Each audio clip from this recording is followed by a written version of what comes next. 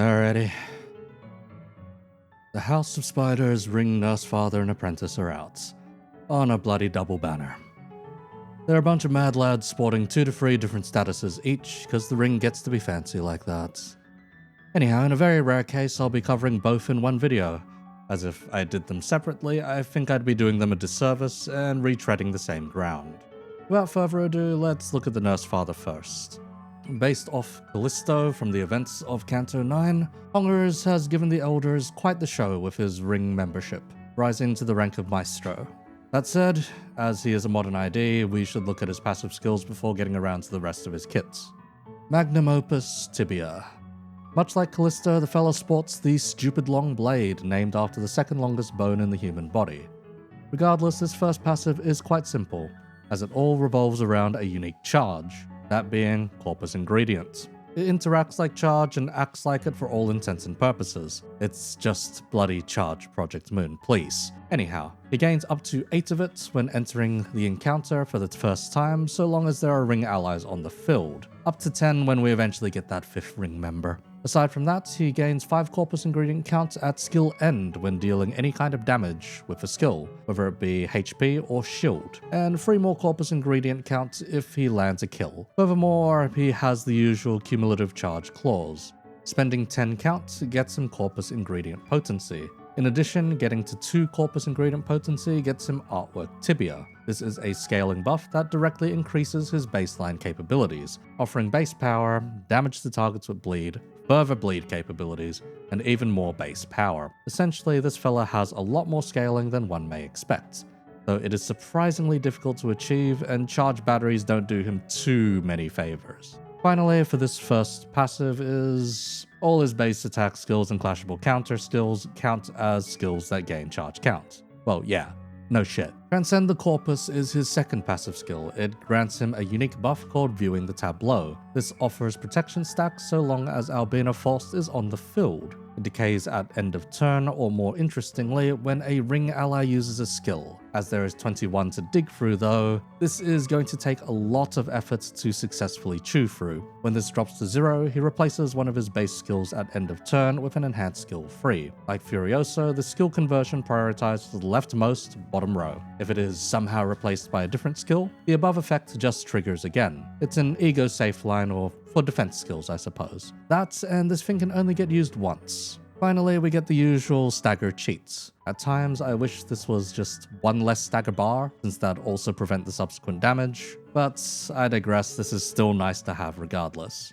Finally, onto the field passive, a Maestro's Critique. This explicitly combos with Albina Faust, which is why I find it a disservice to not include them both in a team. Before Faust uses her S3, Hongers dumps out his S1-2, which levies a 6 offense level buff to her. And finally, aside from the partnership boost, he gains SP at attack end so long as he inflicts a negative effect with an attack skill. If at maximum SP, that turns into slash damage up instead. Okay, that's all the passives out of the way, so what are we looking at in terms of actual skills then? Well, he's got 8 of them, because of course he does. Skill 1 is Anatomize. It's a 2-coiner that deals more damage based on the number of negative effect types, as well as gaining final power for bleed on targets. Aside from that, it inflicts bleed and reduces defense level for the following turn, while upping his own on the same. Reminder that this also gains him charge counts, and when his field passive is active, SP, and potentially slash damage up. I'll refrain from repeating that part for every skill, but I'll note when it doesn't apply.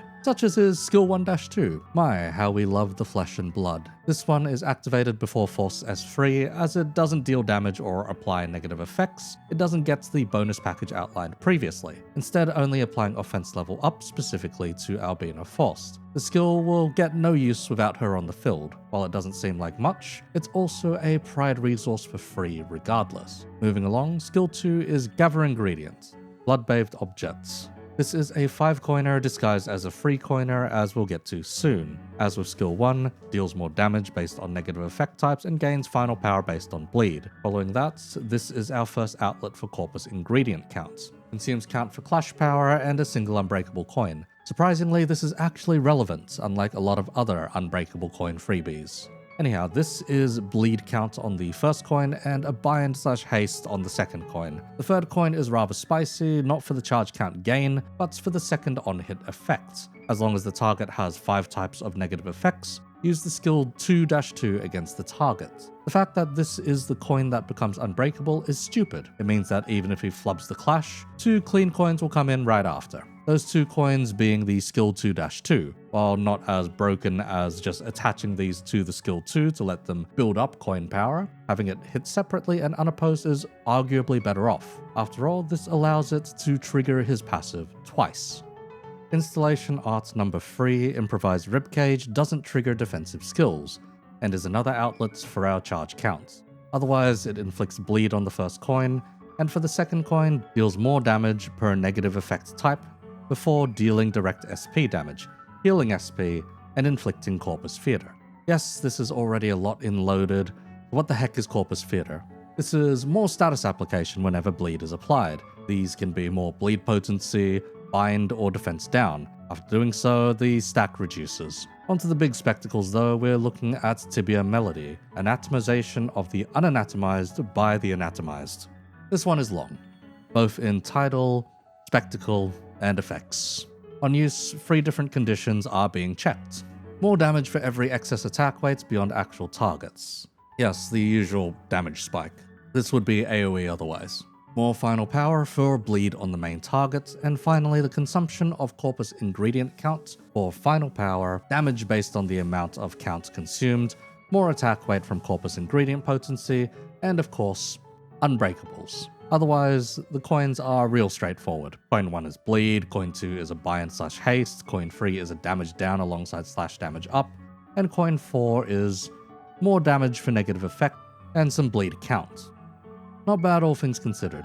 Heck, because of the S3-2 conversion passive, we can realistically just use this whenever some of the conditions are met, and not need to worry about the enhanced S3 being wasted via opportunity cost. Speaking of which, S3-2 takes almost a quarter of the page on its own. Closing time. Installation art number 1, your flesh and bones as the gallery seat. Reminder that this is manifested via his second passive in lowering viewing the tableau, and only received at turn end when it hits 0. As for the skill itself, there's actually only 2 on-use effects to be concerned with. The first is the usual deal more damage per excess attack weight. I hate that I have to say usual at this point, but there's one extra line this time. When attacking just one target, he deals even more damage. Aside from that, we get another outlet for corpus ingredient counts, in return gaining the following. Final power, more damage per count consumed, and attack weights for potency, which should translate to even more damage. We also have an attack end condition here, that of which applying bonuses for all ring identities in the form of an SP heal and somatic friction inducing melody. This is a horrifying buff to minimum and maximum speed, as well as a clash power and damage buff. Considering 2 of the other ring members don't have that many damage conditionals in their kits, any amount is a sizable boost. That said, the coins themselves are very straightforward. Coin 1, bleed. Coin 2, bind and haste. Coin 3, damage down alongside a damage up. Coin 4, bleed counts. And coin 5, more damage from negative effects, burn, and corpus theater. The burn has gotta be some kind of sick joke though, cause it'll just expire at turn end. Last, we ought to cover those defensive skills. Curating the exhibition is his evade skill. It offers an assist defense at combat starts and otherwise inflicts bind against the attacker and gains haste for himself. Notes that gaining an assist defense means he will intervene on behalf of others. As for what he intervenes with, we're looking at his second defense skill. Please. Vandalism is prohibited. This is only used via his assist defense. Like other attack skills, it deals more damage for negative effect types. But unlike the rest of them, this is his only coin power conditional. Aside from that, it's another charge count outlet, this time for clash power and an unbreakable coin, the latter not being all too relevant. It's bleed count on demand, and more bleed otherwise. It's long, probably looks overwhelming from the outside, but in reality is very straightforward to play like a vast majority of Limbus IDs, especially charge IDs. The plan is rather simple since pretty much everything gains or spends charge, and there's a ton of negative effects to spread around his kits for all those negative effect conditionals. For the most part, I already know where I want to go with a ring team, but that'll come for after Faust. Apologies for how long the kit detailing will go. I'll likely leave a timestamp you can skip to if you just want the team. As for Faust, I'm sorry you don't get your own video, but somehow every time I cover a Faust, it bombs dramatically. Maybe it's the lasting ramifications of Faust overshadowing everyone else. Anyhow, Honger's partner in crime makes for the the easy auto-include to check all of the boxes of Honger's conditionals. The first passive is Fascia, my precious artwork. Reminder that Albina, whom this is based off, separated her body into Fascia and her mind into Albina, Fascia being her greatsword. Like the Nursefather, this passive regards charge-related conditionals. Everything is pretty much exactly the same except for the type of buff she gains. Instead of artwork Tibia, she of course gains artwork Fascia. This gives base power, damage to targets with bleed, more potency and count, and another smidge of base power instead. It's not quite as high-flying or scalable, but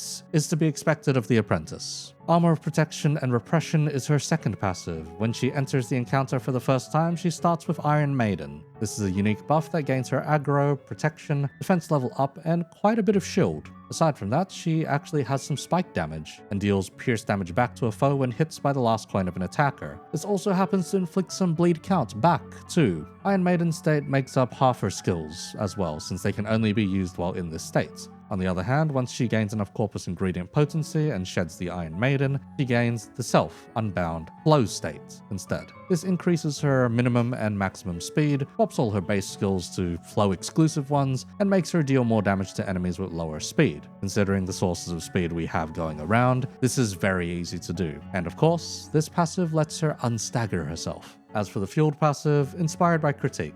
All the bonuses from Somatic Frisson-inspiring Melody are doubled, and then like Honger's, when hitting a target with a negative effect, heal SP at attack end or otherwise gain slash damage up with full SP. Nice and straightforward. Let's look at her actual skills then. We'll start with her Iron Maiden version of a skill before comparing it against the Flow State version. Starting out, we've got Butcher Ribs. The Iron Maiden version gains Clash Power for types of negative effect and Final Power for bleed on target. In comparison, the Flow State version that is identically named only changes the first line giving damage instead of Clash Power. On hits, both deal bleed counts and inflict defense level down and gain defense level up. Skill 2 for Iron Maiden is Fascia Hungers. Free on use conditionals.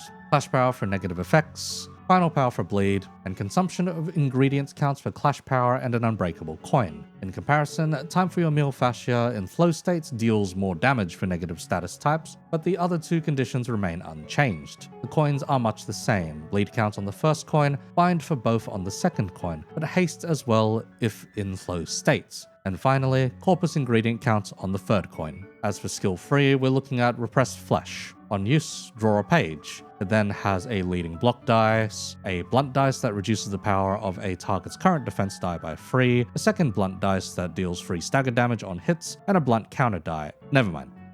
Wrong Repressed Flesh. One sec.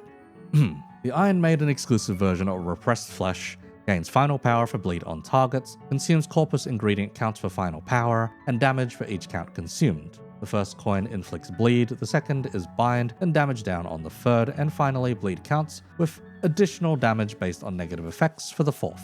Part of me wishes this had an inbuilt counter or assist attack, but we don't need this to be as broke as Ruiner's version. As for the flow state one, it's Liberation of the Repressed Flesh.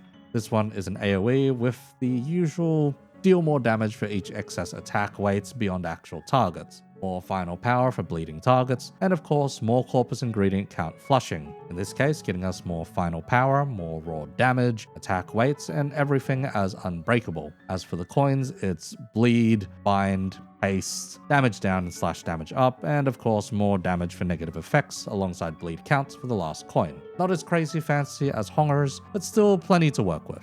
Finally, onto the defense skills. No surprise, there's 3 of them. Yes, we have a 9-skill ID. Oh boy. First is Exhibition Arrangements. This is a clashable guard exclusive to Iron Maiden state. On Clash Win, we inflict bleed counts. We also deal pierce damage equal to bleed potency multiplied by... Wait, this is actually quite good. Oh. As for the flow state version, it's an evade called The Exhibition Begins. This is an assist defense, bind, and haste. Far more boring until we account for the assist defense itself. No acts of vandalism allowed is a clashable counter that deals more damage for negative effects, gains coin power like Honger's one, and of course, can consume corpus ingredients for clash power, and a token useless unbreakable. Otherwise, it inflicts bleed count and bleed. That about sums up both of these corpse-obsessed fellas, so we've got a few things to watch for. Ring factionalism is important, bleed is as well. Charge also seems to be relatively straightforward on these fellas. Probably the most prevalent, however, is negative effect types. If we give a quick breakdown of what the two have to offer between them, Honger's offers Bleed, Bind, Defense Level Down, Damage Down, Burn, and Corpus Feeder, for a total of 6 negative status effects. Faust doesn't offer any new ones, but keeps those ones consistent. Therefore, we should be looking into a few things: ring members, bleed stability, charge stability, and of course, negative effect spread. Thankfully, these are actually really easy to come by, and we can implement them in a team that benefits from all of the above without too much pain. Let's start with the basics then, shall we? We're taking both the other ring members. This is pretty much a no-brainer since they fast forward both Honger's and Faust's game plans quite drastically, more so Honger's. Ring Otis is a bleed count merchant. He also has plenty of status effects to dole out as a pointer list, having access to the 5 main negative status effects. Compared to Yi Sung, she deals out these other statuses at combat start, meaning everyone else can take advantage of an extra negative status effect for pretty much 0 efforts. As for additional synergies beyond the status maintenance and negative effect application, the skill free grants haste to adjacent allies and pierce damage up to another ally with the highest SP. Power up as well if they're a member of the ring. Since this will most likely be Honger's, it'll be used for his skill 2-2 specifically. As that hits unopposed, we're getting solid mileage out of that. So the skill 3 does indeed scale off of negative effects for damage as well, capping out at 4 for 50% damage. As with other ring members here, she also benefits from somatic friction-inspiring melody, allowing a 00 ID to clash a little better and otherwise deal more damage. If we can't expect her to clash all too well, or she starts falling behind, we can use assist defenses to compensate and allow her to almost always stab in that S2 with full reuses for that 5 bleed count for pretty much free. In terms of egos, Otis is a little dry of them here, but we can make use of Holiday with her S3. This lets her deal out a random status effect when using buffs. Not super efficient, but you'd rather use Holiday for the SP heal anyway, as weird of one it may be. I'll go for Scissors, How About You is surprisingly handy here, especially in offering a huge debuff package all in one. Needle, Curse, Nails, and Power Down is the gist of it. With Needle helping stabilize bleed count, and Curse offering one of 4 different debuffs on top. Keep this in mind if you're lagging behind in negative effects, or just somehow need to exchange envy resources for others. As for the other painter, yes, he's getting a glow up here too, of course. Ring Sung is always scary relevant, and now you want to give him damage up, minimum and maximum speed, and clash power. Kim Ji-hoon is after my heart. Shame it's already taken. That said, like Otis, he provisions the 5 main negative status effects just on hits instead. All the skills slap counts at random with a focus on bleed. Skill 2 especially gets nasty with its application and having coin reuse based on negative statuses for free counts of each, in addition to the single bleed count it otherwise offers. This results in a potential 12 bleed count if you somehow luck out, but more realistically you'll hit around 3 to 6 count per time it is used. Notably though, this doesn't have a damage up conditional tied to it, making Somatic's full buff apply in this case. Aside from that, his skill 3 is an older damage nuke, but benefits from up to 5 negative effects for 125% damage on the final coin. Still a pretty solid chunk of damage, especially in this composition. Regarding egos, Crow's Eye is always good, but harder to fuel here. The bind and attack power down are nice to haves, whereas the haste helps Faust more so. Pearl bullets can be kept in mind for when I outline some of the other potential choices as well, but is far less interesting to make use of this time around. That said, we can fuel it quite easily even with our current spread of IDs. Now from here, there's quite a few directions one could take. Ring IDs are so solid a foundation that almost anything can build up with these last 3 IDs, and one wouldn't really bat an eye. You could do Tremor, this is a fast Faust after all. In that case, you may look into the Alan Gregor and Contempt or Roshu, alongside at least one Tremor count merchant like Moller Sinclair. More reliably though, you could look into Pure Bleed or some form of charge buffing. Heck, the middle could find a home here and things would still work out. For me though, I've got a rather specific trio in mind that'll make full use of the ring's capabilities. While one may have expected the Kurokuma duo since they complement the negative status gameplay, we unfortunately have to pivot away from them here for more stability and reliable bleed stacks. Instead, we're opting for 2 Blood Fiends in order to guarantee bleed is perfectly healthy. These 2 are going to be Cassetti and Dulcinea, Prince Massault and Princess Rodya. Massault offers a stupid amount of sustain through hard blood, and very healthy bleed application. As a Blood Fiend, he can make use of the Blood Feast accumulation as well for a variety of beneficial effects. Well, it'll mostly be hard blood armor, out of which offers us a level sustain for Faust if she decides to take hits for Iron Maiden. In terms of egos, he offers us 2 fairly important ones. Electric Screaming offers a charge cap battery stronger than quite a few others. While it'll be rather unreliable here as not everyone has envy or cares to use charge, it is worth noting. If you want to go all in on bleed instead, we can just swap this to regrets for more reliable clashing and better coin power. As for Yearning Mikala, it's a late game bleed funnel that deals out quite a lot of damage, so long as we can get bleed stacks going. Reminder that you should use it with at least 4 Lust Resonance for maximum effect, otherwise it won't proc bleed quite as much. Rose Wedge also helps turbo Bloodfeast as well when required. Now for the Princess, while the main reason to bring a Rodya in bleed is the use of Sanguine Desire, Rodya doesn't slack off in this composition either. He provides a solid amount of support for our allies in terms of damage buffs and bleeding capabilities. These come in the form of her 2 unique buffs as well as an attack power up. Blooming Fawn offers defense level and additional bleed potency, whereas Festive Fever grants a 15 to 30% damage bonus when fully maxed out. Aside from that, having both the Prince and Princess offers some more abstract benefits. Rupture being one of those. While it isn't anything perfectly stable, not even close really, it is another negative status to run away with from time to time.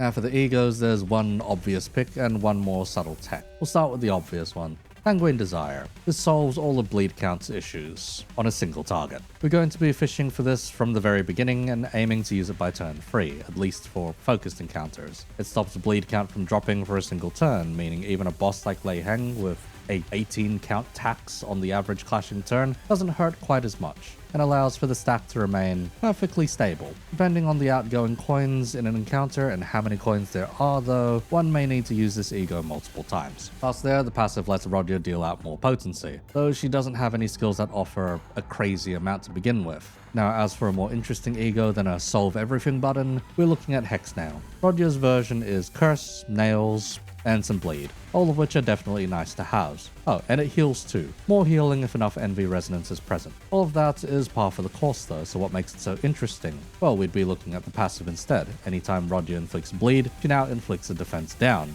giving us a negative status to work with. On top of that, she inflicts +2 bleed potency to boots on an already bleeding target. If we go even further with this passive, it inflicts curse when an ally is hit. While it's more specifically direct HP damage, this lets us get another debuff on targets whenever Unbreakables hits unshielded allies, or when Faust takes a hit beyond shielding she may have. Better still, it's Curse, one of the better debuffs to be throwing around since it is functionally 2 debuffs stuck on a target when applied, and covers 4 debuffs in addition to itself. Anyhow, all of that makes Hexnail a one-stop shop for debuffs. Last, we're looking at 3 potential final members, either an Ishmael, Ryoshu, or Gregor. When it comes to Ishmael, I'd be recommending between Kira Ishmael or Captain Ishmael. The former provides a modicum of burn as well as a vengeance mark, both being more debuffs to throw around. Compared to the other middle IDs, she doesn't really need envy at all times, but just rather enough to get going. Otherwise, her numbers are okay, she can contribute to both lust and envy resonances when appropriate. Having SP healing also means she can just slap counters rather than clashing as well, but in the end, she's mostly here for a stickier debuff and some raw damage.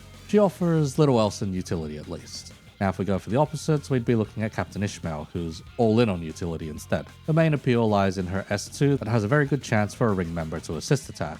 This gives us a shot at more charge or just more status stability. Aside from that, she offers easy pride resources in her defense skill alongside bleed and burn functionality. As an oddball, she also offers damage ups and plenty of SP gain to go around, as long as she can either kill or stagger her targets, more so with her S3 than anything else. As for egos, Ishmael offers a lot of useful ones. Roseate Desire, for instance, is basically free in this composition, only costing 4 Lust and a Wrath, or 3 debuffs and future Pink Ribbon spam. This is 2 more unique debuffs in Paralyze and Pink Ribbons both. Ardor Blossom Star is its own kind of stupid in offering Burn as a debuff if one of the ring members lucks their way into it, or if Hongers uses his S3 before its passive effect. Heck, if Ishmael somehow gets Overheated Gas Harpoon going, though it's a little harder to fuel here, but is reasonable enough and nice to have for scattering around more debuffs. Tidal Elegy offers Sinking, Bind, and Tremor. It significantly ups Ishmael's own capabilities. If you need her to hit harder, you can consider this instead.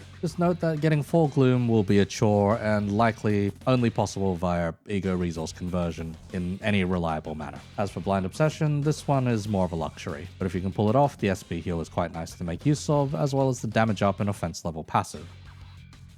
Now if we wish to compare it against Ryoshu, we'd be looking at 3 different options.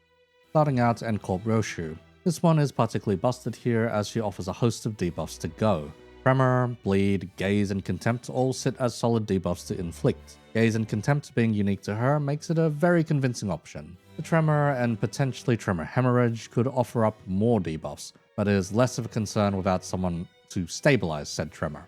On the other hand, if you somehow manage to pull out an Everlasting, well, that's a way to dump out some quick bleed damage if it all lines up. Past Endcorp, there's Red Eyes and Penitence. This one offers HP and SP healing and a few more debuffs. Unfortunately, nothing unique to her. It is worth noting that she is a charge ID and will get benefits if hit by Electric Screaming or other such charge fuel egos. Last and well, definitely least I reckon, Kurokumo Roshu. While she is a count merchant to this day, she is too slow to fully allow the team to utilize her on-turn debuffs. If the composition was slower, this would be a lot nicer, but unfortunately without some directed haste to her, she's less useful outside of said bleed count maintenance. Otherwise, she would provision Paralyze, Damage Down, and Offense Level Down, all in pretty large numbers. If you don't want to think all too hard, she's the way to go. As for egos, Forest for the Flames is 2 turns of Fragility for a stickier debuff, Red Eyes is 3 debuffs for relatively cheap, and some additional bind via its passive. Red Eyes Open does combo with it, but it's otherwise pretty eh. As for the biggest one to note, Contempt Ore has always been a game-changing ego. It's a stupid amount of bleed potency followed up by plenty of ego resource gain. It essentially allows Roshu to print double the ego resources after use. Now if you overclock this, it also helps ensure bleed counts, but I would more so just stick with the Awakening personally. For Gregor, 3 options exist, those being Priest Gregor, Alan Gregor, and A.E.D. Gregor. Priest offers plenty of Bloodfiend synergy, whereas the Stabby Man offers more fixed debuffs. The Stabby Man would be a lot more solid in this composition if we were to include Roshu at the same time, but at that point we would be killing off a good chunk of the Bloodfiends, or otherwise needing to remove Rodya and her almost essential Sanguine Desire. As for A.E.D., he exists to fill a hole in charge gain, but only so far as when we want to dump either ring members S3 at the ideal timing. In terms of egos, it's unbrilliant glory. Not much else needs to be said. Realistically, the choice comes down to your preferred sinner out of these 3. For me, that would be Gregor, so I'll be taking him for the fielded least. With all the fielded members out of the way, we can look into the bench warmers. These fellas will mostly be supplementing charge bonuses where possible and damage otherwise. First, let's look at Don. In a more brutal encounter, or if you plan to abuse Force Iron Maiden more often, you can opt for Manager Don. This gives us a very solid backline option that can come in and consume the built-up Blood Feast as required. Otherwise, she offers damage up to allies that are missing HP, as long as we can fulfill a very easy Lust Resonance. Not a bad consideration if we want to abuse Force capabilities, more so through her guards. On the other hand, the Magical Girl can help boost up our charge count gain. With a free Envy res, she can give a little 2 to 4 kick in charge counts to an ally with the least amount of charge that can gain charge. This more targeted affair is a bit more useful than the potential chaos of Electric Screaming. As for Roshu, the best choice I reckon is Endcorp Roshu, the Contempt Ore Abuser. The free Lust Resonance passive is just more bleed alongside bleed counts for pretty much free in this composition. If she somehow hits the field, she can play a reasonably competent role here as well. To keep that in mind, and consider slotting her as earlier backup. For Heathcliff, we're lacking crazy good options. Rather, our choices are kinda on the sadder end of things. I'd be looking towards multi-crack for the fun of it. Plus 5 maximum charge if we even get there with these new ring IDs. It's possible, just not the most probable. W. Heathcliff has the same issue in needing to reach cap to be effective, but regardless, just pick a Heathcliff and get going. Now, if we're looking at Sinclair, we have 3 options. 2 are funny, the other is stupid boring. Since we can expect the ring members to go fast, Force more so than the others, we can take Pinky Sinclair. On turns where we can get a Pride Resonance through the Bloodfiends and Hongers, we can slot in a defense skill for more SP and some shielding. This would more so be an earlier tactic if we can get Somatic going sooner rather than later. Aside from the man who studied the blade, we can make use of Molar Office Sinclair.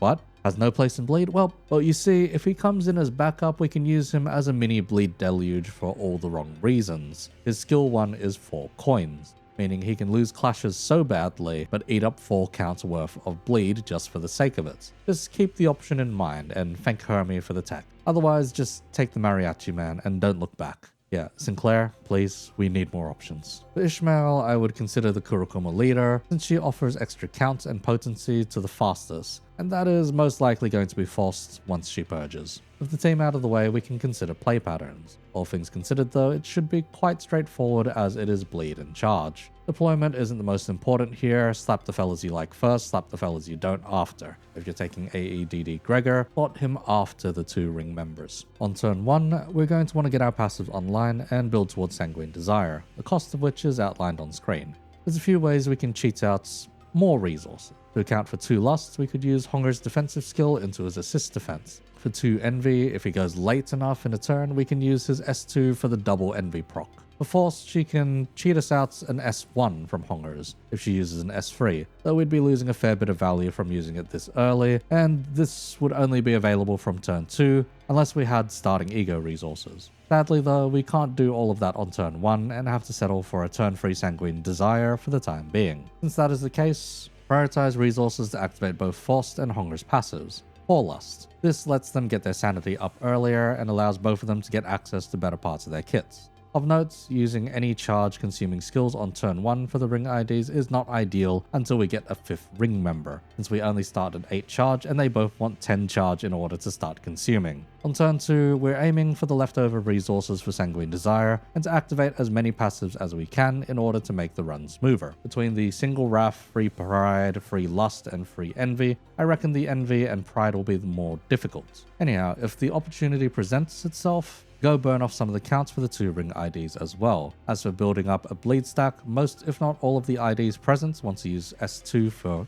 the count. Any that you can make use of now, do so. Otherwise, save them for the following turn where they may have more impact. On this turn, we can actually blow out some more charge in order to start working towards Tibia and Fascia. Sadly, only using S-Freeze now would get both those buffs by turn 3. However, neither is efficient to use, since they both burn up to 20 charge, and due to these IDs lacking good charge outlets, makes this particularly frustrating. On turn 3, it's time to drop Sanguine Desire. Doesn't matter when it goes, just let it rip so we can stem the blood flow for a single turn. If you want additional damage out of it, dump all of your lust related skills now for a 4 or higher resonance. Absolute resonance for even more damage. Lather on all the bleed you can get. Most fights are going to end in the next few turns, or you're going to need to loop this shit all over again. If you manage to consume 10 charge via S2s or defensives, you'll have Tibia and Fascia by turn 4 instead. Turn 4, you should begin preparing for Honger's S3-2. The following turn is when you'll have access to it. To this end, look to layering on as many debuffs as you can in order to get the most damage out of it. As it burns through 20 charge, if you can stim his battery at this stage, that would be ideal. However, that is a little more difficult unless you manage to squeeze in a Dimension Shredder or otherwise got charge from external battery sources. Regardless, if you can lather on extra charge, now is the time to do it.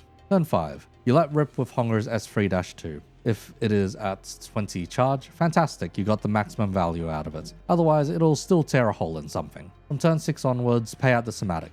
Faust can use any of her egos realistically to debuff or otherwise stim the team at the speed she's going. Hex now actually pays a few dividends to use here. Anyhow, time for the charge rants. These guys suck at being charge IDs. Rather, the way they currently operate is unfortunate and makes me think someone at Project Moon really hates charge still. While Honger's has more of a get-out-of-jail-free card with his S3-2, Faust doesn't have that luxury. Both Sinners are also conveniently the 2 that do not have charge egos that let them dump charge faster. If anything, Telepole from Faust makes this worse. In a full skill bucket of 6, Faust gains 38 charge roughly and starts with up to 8 for a total of 46 minus 6 from decay for 40 within 6 turns. You can only dump out around 29 of that through her base skills without resorting to assist defense due to decay. This leaves her with an excess of 9 charge, which sounds good on paper. Now the problem lies in the timing. On turn 1 without a 5th ring member, we can't use any charge at all due to a 10 charge count gate on consumption, meaning the earliest consumption is going to be turn 2. On turn 2, we could use an S3 to have Fascia by turn 3 and start her stronger offensive state, but that means being inefficient with charge consumption and getting access to her nicer capabilities later. This compounds worse when you figure out that we want to burn 20 counts for free potency with Fascia in order to get nicer bleed related bonuses. And that's where we realize with her kit alone, you'd need to hold off for at least 2 turns, dump an S3, then dump the S2s if you want the full efficiency, meaning 2 S1s into S3 into S2s. It makes it scatterbrained mainly because of the value loss on S2. On the other hand, if you treat the S2 solely as a charge count pump, we're getting +9 count on it, -1 from decay, leading to 16 count on turn 2, which can then get flushed out, but it's a headache mainly because of the decay. Getting to 20 charge just doesn't happen unless we have a higher maximum charge or a next turn battery, else charge gain on the following turn, and well, these guys don't have that because it's at skill end. Anyhow, all of this gets blown out of the water if we bring a reliable charge battery like A.E.D. Gregor. He's functionally a +4, more even with photoelectricity. If we get him online early, he pays dividends and solves the weird gaps. Problem then comes when we need to run a 5th ring member, but that's for future eco to hate on. What I'm saying is Faust's charge here sucks on her own. Hongers is better off in terms of consumption, but runs into the 10 charge gate quite often as well. And skill 2 can burn 9 at a time when used under the right conditions. His skill bucket looks closer to 46 charge generated and 58 burned if used perfectly efficiently. Once again, perfect efficiency is impossible due to decay, losing us 6 over the turns. But even so, the amount does let him get his full potential eventually. It can once again get boosted by A.E.D. or other batteries, but man, charge felt real secondary here nonetheless. Okay, charge hate aside, what am I implying here? Let me eat charge easier if that's the goal. Screw the 10 charge gate, let me just consume it at the lowest possible. Dangling a 5th ring member over our heads is just torture while releasing these two. Do you have any idea how much cleaner their game plans would look when you can consume from turn 1, or just neatly consume at all times? Turn 1. S2 or counter, it eats 5, restores 5. Turn 2, eat 5, restore 5. Wow, we have tibia and fascia, actually amazing. Or turn 2, with 5 members, we S3 on both. Wow, we have tibia and fascia, fan-fucking-tastic. Okay, I'm gonna sound like a broken record at some point, but also just remove decay. It's actually so stupid in this specific case. It throws off the math and all but necessitates supports if you even want anything remotely clean to math with. The arbitrary -1 on everything that needs to be factored in is just pain for the sake of pain. Heck, you saw what they did with poise. They all but removed it with Foracalgia. But I don't want an ego that fixes this, or an ID that does, like A.E.D. Gregor. Just rework the damn thing to properly consume and not decay. The status is supposed to be the simple, brain-dead one. Why have I been doing math for the past half hour? Okay, rant over. Sorry, I really hate the way charge is designed and wanted better. These IDs are still fire though, especially with bleed. Nothing of value is lost if you skipped to this point. Do not concern yourself with the ramblings of a madman who spent 4 years doing mental math at the casino table so you didn't have to. Bleed has gotten quite the glow up from these two alone, and I look forward to that 5th ring member, which I assume is coming along with the intervallo since, well, Ring does all them funny corridor shenanigans and all that. I would personally recommend waiting a week to shard these guys rather than rolling for them. I've only done so for the content and had to go to pity, only seeing 2 000s in 200 pulls. Don't be me. Have patience. Nonetheless, thanks for watching a double feature for my return. The holiday in New Mexico was pretty nice, all things considered, though now I have a Necron army to pick up and a fair bit to catch up on down under. I'll see if I stream later this week though, since I've got some paperwork to fill out and matters to attend to. Expect a new video on Monday after I recover. As for other announcements, join up on the Discord if you'd like a word. Otherwise, if you enjoyed the content, like the video and subscribe for more in the future. I'll be mixing things up a little this month, though I hope you lots are up for seeing some turbo jank. Once again, thanks to my 2 patrons, A.E.D. and Derp. Unfortunately, I wasn't able to get anything sorted for April Fools this year, but perhaps that's what the next video will be about. We'll see.